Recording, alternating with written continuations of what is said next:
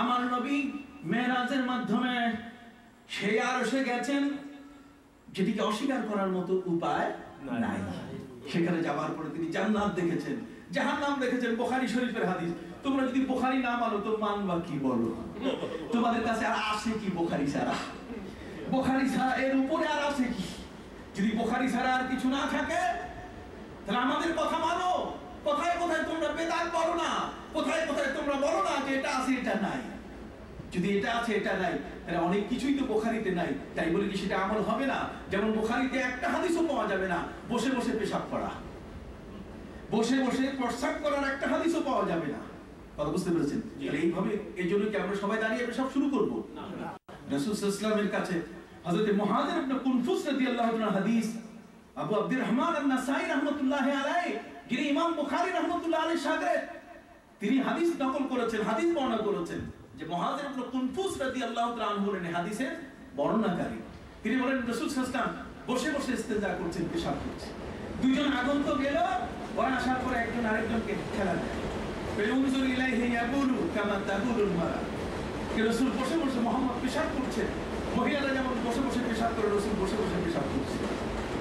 তার মানে আমার রাসূল তিনি বসে বসে তিনি পেশাব করেছেন। এর হাদিস তো তোমরা বুখারীতে না পেলে কি হবে? মুসলিমে তো আছে। কি বলেন, ঠিক না? বুখারীতে হাদিসের সংখ্যা হচ্ছে মাত্র 4000, 7275 খানা হাদিস বুখারীতে। বারবার যেটি এসেছে, একটা হাদিসে 28 বার আনা হয়েছে বুখারীতে।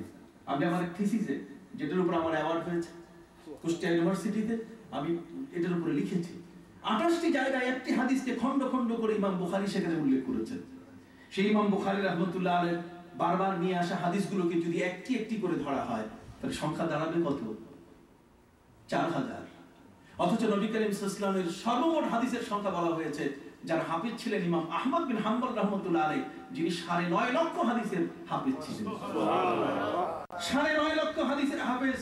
এই পৃথিবীর মধ্যে মাত্র 4000 হাদিস, এটি তো আমাদের জন্য যথেষ্ট নয়। এই জন্য ইমাম মুসলিমকে আনতে হবে কাছে, ইমাম তিরমিজিকে কাছে আনতে হবে, নাসাইকে কাছে আনতে হবে, আবু দাউদকে কাছে আনতে হবে, ইবনে মাজাহকে কাছে আনতে হবে, কানজুল উম্মালকে আনতে হবে, জামে সাগীর আনতে হবে, জামে কাবীর আনতে হবে, বাইহাকি আনতে হবে, কি বলেন, তারিখ কুতনি আনতে হবে। এগুলো একের পর এক আমাদের কাছে আনতে হবে। আমরা যে আমল ইন্নাল্লাযীনা আমানু ওয়া আমিলুস সালিহাত, ঈমানের সাথে আমরা কি চাই? আমল। যদি বলুন কি চাই? আমল। নবীজি বললেন, সাহাবীরা তোমরা এক একজনে 5টা করে চুলা বানাও। সাহাবায়ে কিরাম বলেন, হুজুর 5টা করে চুলা বানাবো কেমনে? চুলার ভিতরে আগুন বা কেমনে জ্বালাবো, আর সেখানে পাক হবে কি তাও তো বুঝি না। আল্লাহর নবী বলেন, তোমাদেরকে পাক হবে কিনা তা বলি নাই, আমি বলেছি চুলায় আগুন জ্বালাও, চুলায় আগুন জ্বালাও। আর দ্বিতীয় নম্বর হলো তোমরা 10,000 সাহাবী, অতএব মক্কার অদূরে তোমরা যেখানে তাঁবু খাটাবে সেই জায়গায় তোমাদের এই অবস্থানটা হবে এমন, যেখানে তোমরা তাঁবু খাটাবে ওই জায়গায় তোমরা বাথরুম তৈরি করবে, কিন্তু ল্যাট্রিন, বাথরুম, ওয়াশরুম যেটাই বলি না কেন এটার সংখ্যা হবে কম। সাহাবায়ে কিরাম বলেন, হুজুর এটা সংখ্যা যত বেশি হবে তত তো ভালো হতো। যুদ্ধের ময়দানে যাওয়া হতো খুব তাড়াতাড়ি, যার যার নিজের প্রয়োজন সেরে যুদ্ধের পোশাক পরে আমরা যাব। নবী বলছেন না, বাথরুম কম হবে, চুলা জ্বালাবে কয়টা করে? 5টা করে। সাহাবায়ে কিরামের দল মদিনা মুনাওয়ারা থেকে মক্কা মুআজ্জামার দূরত্ব হচ্ছে 426 কিলোমিটার, দীর্ঘতম পথ। 426 দীর্ঘতম এক পথ অতিক্রম করে সাহাবায়ে কিরাম যখন মক্কার উপকণ্ঠে এসে পৌঁছলেন, তখন সেখানে তারা উঁচু নিচু জায়গা মিলে তাদের তাঁবু টাঙ্গালেন। 10,000 সাহাবী অবস্থান করছেন। কথা বুঝতে পারছেন? তাদের হাতে ঈমানী শক্তি, বলুন সুবহানাল্লাহ। তাদের হাতে শক্তি কি? ঈমানী শক্তি। আল্লাহ রাসূল তাদেরকে বললেন, তোমরা 5টা করে চুলা বানাবে। সন্ধ্যাবেলায় 5টা করে চুলা বানিয়ে তারা আগুন দিল। ওদিকে আবু সুফিয়ানের কাছে খবর গেল, নেতারা বলছে, আবু সুফিয়ান তুমি তো মক্কার অধিপতি, অথচ আজকে মুহাম্মদ সাল্লাল্লাহু আলাইহি ওয়াসাল্লাম তো এসে গেছেন, তিনি তো তোমার উপরে এখন সশস্ত্রে হামলা করে বসবেন, প্রস্তুতি কি? আবু সুফিয়ান তার গোয়েন্দা বাহিনী প্রধানকে পাঠিয়ে দিল, তুমি যাও তো একটু দেখে আসো মুসলমানের সংখ্যা কত। সন্ধ্যাবেলায় এক একজন মুসলমান 5টা করে চুলায় আগুন দিয়েছেন। অতএব একটা আগ্নেয়গিরি হয়ে গেছে। 10,000 সাহাবী প্রায় 50,000 চুলার আগুন দাউ দাউ করে জ্বলছে। 50,000 চুলার আগুন দাও দাও করে জ্বলছে এক আগ্নেয়গিরির উদগীরণ।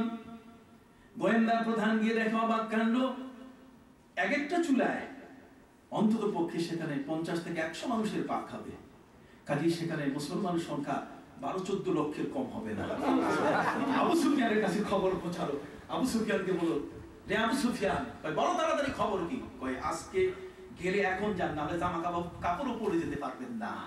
কারণ মুসলমানের সংখ্যা এত বেশি যে তারা লক্ষ লক্ষ সংখ্যায় হবে, এত চুলায় আগুন জ্বলতেছে যেটা কোন অবস্থায় 2-4-20,000 চুলা বলা যাবে না, বরং তার চেয়ে অনেক গুণ বেশি। দেখুন, মানুষকে হত্যা করে, জীবন নাশ করে জগতের মধ্যে মুহাম্মদ রাসূলুল্লাহ সাল্লাল্লাহু আলাইহি ওয়াসাল্লাম তিনি তার ঈমান দায়িত্ব প্রতিষ্ঠা করেন নাই, বরং তিনি কৌশল গ্রহণ করেছেন যাতে কোন একটি মানুষের জীবন না যায়। বলুন সুবহানাল্লাহ। দাওয়াত, তাবলীগ, আল্লাহর দ্বীন প্রচার করতে গিয়ে নবী মুহাম্মদ রাসূলুল্লাহ সাল্লাল্লাহু আলাইহি ওয়াসাল্লাম সাহাবায়ে কেরামের কৌশল শিখিয়ে দিলেন। আবু সুফিয়ান অবাক হয়ে গেল, গোয়েন্দা বাহিনীর প্রধানকে তার পদ থেকে পদচ্যুত করে দিল যে তুমি, তোমার মগজ ঠিক নেই, তুমি সত্য কথা বলোনি, তুমি রিপোর্ট খারাপ দিয়েছো, এত মুসলমান হতে পারে না। আমি জানি হিজরতের পূর্বে দুবার আদমশুমারি হয়েছে, একবার মুসলমানের সংখ্যা 80 জন, ওরা পাঠিয়ে দিয়েছিল ইথিওপিয়ায় আশ্রয় নেওয়ার জন্য, আর হিজরতের আগে মাত্র 45 জন। মেয়ে বিয়ে দিতে গিয়ে আবু বকর রাদিয়াল্লাহু তাআলা আনহু তিনি হিমশিম খেয়েছিলেন, মেয়েটা কাকে দিবেন? কয়জন মুসলমান? মাত্র 45 জন মুসলমান। অতএব এই অল্প সংখ্যক মুসলমান যারা হিজরত করে মদিনা মুনাওয়ারায় গেছেন, বদরের যুদ্ধে 313 ছিল, উহুদের যুদ্ধে মাত্র 700, 300 নিয়ে তো পালিয়ে গেছিল সেই মুনাফিক আব্দুল্লাহ ইবনে উবাই ইবনে সালুল। কাজেই মুসলমানের সংখ্যা এত হতেই পারে না। অতএব সেকেন্ড ইন কমান্ড, দ্বিতীয় যে তাকে পাঠিয়ে দিল যে তুমি যাইয়া একটু দেখো দেখি সকালবেলায় মুসলমানের সংখ্যা কত।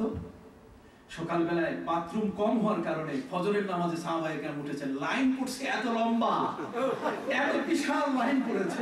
ওই লাইন দেখে দ্বিতীয় গোয়েন্দা বাহিনীর সেকেন্ড ইন কমান্ড সে বলছে যে লক্ষ লক্ষ এর কম হবে না মুসলমান। যে আবু সুফিয়ানের কাছে রিপোর্ট করলো যে স্যার, পালাইলে এখন পালান। রাতের যিনি রিপোর্টার ছিলেন, গোয়েন্দা বাহিনীর প্রধান যিনি রিপোর্ট করেছেন, তিনি মিথ্যা বলেন না। চিৎকার দিয়ে বলুন সুবহানাল্লাহ। শুধুমাত্র মুসলমানের এই কৌশলগত প্রস্তুতি সেদিন আবু সুফিয়ান তার দলের মানুষগুলো মক্কা থেকে বের করে দিয়েছিল। যার যার মতে আবু সুফিয়ান সবগুলোকে নিয়ে পালিয়ে গেল। আমার নবী মক্কায় ঢুকলেন, একটা লাশও মাটিতে পড়ে নাই, একটা মানুষের হাতের একটা আঙ্গুল পর্যন্ত কাটা যায় নাই, রক্ত ঝরে নাই।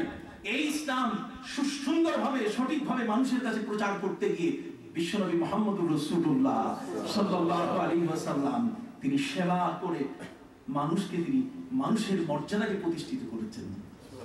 মানুষ মেরে মানুষের মর্যাদাকে তিনি প্রতিষ্ঠিত করেন নাই। জীবন হরণ করে, জীবন ধ্বংস করে, মানুষকে উৎখাত করে কখনো তার নিজের সেই জীবনধারাকে বাস্তবায়ন করেন নাই, বরং তিনি বলেছেন قل هذه سبيلي أدعو إلى الله على بصيرة أنا ومن اتبعني।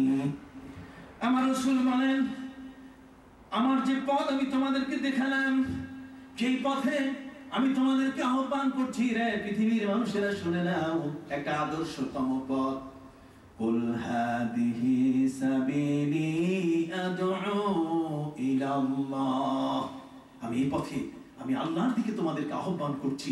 আলা বাসীরাতি, আমার একটা ম্যানিফেস্টো আছে, সুবহানাল্লাহ, আমার একটা ইস্তিহার আছে, আমার একটা নিয়ম আছে, আমার একটা শৃঙ্খলা আছে। আমি বিশৃঙ্খলা করার জন্য নবী হয়ে এখানে আসি নাই, সুবহানাল্লাহ। জগতের মধ্যে সবচেয়ে বড় শৃঙ্খলিত নবী আমি। জগতের মধ্যে পৃথিবীতে আল্লাহ পাক রব্বুল আলামিন এক এক নবীকে এক এক ধরনের জ্ঞান দিয়েছেন। বলতেছিলাম হযরত আদম আলাইহিস সালামকে আল্লাহ জ্ঞান দিয়েছিলেন ইলমুল আসমা, কোনটা কোন জিনিসের কোন নাম, কোন সৃষ্টির কোন নাম। আমরা অনেক সময় অনেক গাছের নাম জানি না, অনেক ফলের নাম জানি না, অনেক মাছের নাম জানি না, অনেক প্রাণীর নাম জানি না। আমরা এই জমিনের মধ্যে চলি, অনেক দেশের নাম জানি না। অথচ আল্লাহ পাক রব্বুল আলামিন হযরতে আদম আলাইহিস সালামকে এত বড় প্রশস্ত জ্ঞানের অধিকারী করেছিলেন। পবিত্র কোরআন বলে দিয়েছে ওয়াআল্লামা আদামাল আসমাআ কুল্লাহা, কুল্লাহা, কোন একটা বাদ নাই, সব তিনি জানতেন। কোন সুবহানাল্লাহ। তার কারণ হচ্ছে আজকের এই পৃথিবীতে মানবতার জন্য যারা আজকে বিশাল চিৎকার দিচ্ছে, হিউম্যান রাইটস, মানুষের জীবনের অধিকার, মানবাধিকার সম্পর্কে আজকে যারা কথা বলতে চায়, আজকে যারা মানুষের মৌলিক চাহিদা, মানুষের মানবিক চাহিদা সম্বন্ধে বিশাল চিৎকার পৃথিবীতে দিচ্ছে, সম্মানিত সুধী, যারা আজকে এই পৃথিবীর মধ্যে একটা জাগরণ তৈরি করতে চায়, যারা বলতে চায় তারাই সর্বে সর্বা, তারাই সব, তারাই মানবতার একমাত্র হোতা, মানবতার উদ্যোক্তা, তারা পবিত্র কোরআন তাদের সাথে চ্যালেঞ্জ করেছে যে না, তোমাদের কাছে মানবতার উদ্যোক্তা হওয়ার মতো কোনো যোগ্যতা নাই,